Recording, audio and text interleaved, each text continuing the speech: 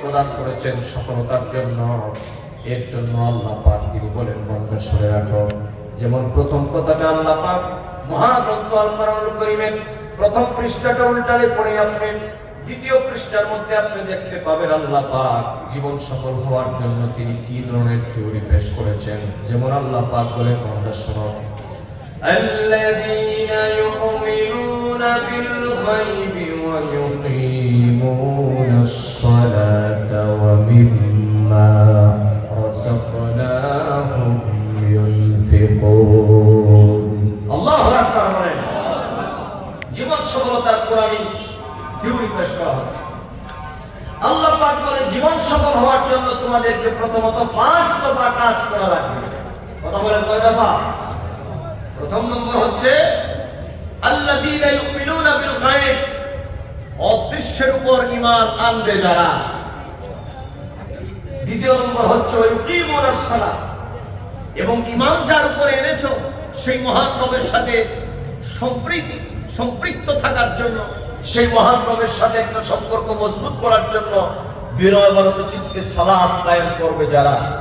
এরপরে ওয়ামিম্মা রাযাকনাহুম ইউনফিকুন, আমি আল্লাহ পাকের পক্ষ থেকে দেওয়া যাকে যেই পরিমাণ রিজিক প্রদান করেছি সেই রিজিক থেকে আমার রাহে দান সদকা করবে যারা।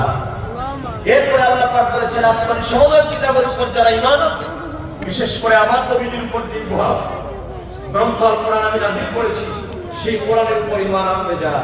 আল্লাহ পাক এরপরে বলছেন উলাইকা আলা হুদাম মির রাব্বিহিম وَأُولَئِكَ هُمُ الْمُفْلِحُونَ। পড়ে যারা পড়েন أُولَئِكَ عَلَى هُدًى مِّن رَّبِّهِمْ وَأُولَئِكَ هُمُ الْمُفْلِحُونَ।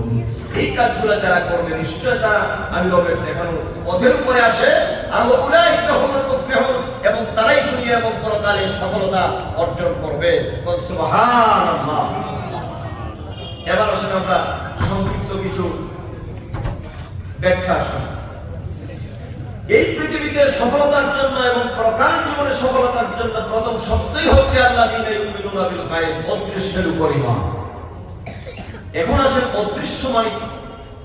অদৃশ্য গায়ব যেটা হাজিরের বিপরীত। অদৃশ্য মানে হচ্ছে যা দৃশ্যমান নয়।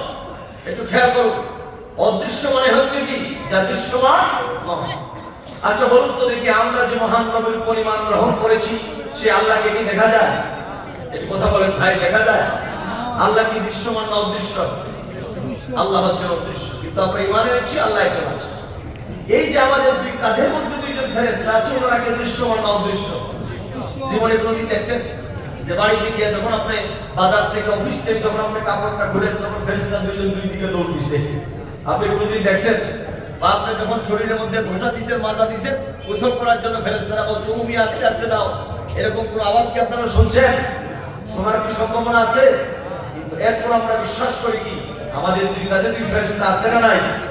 তাড়াতাড়ি বলেন আছে না নাই?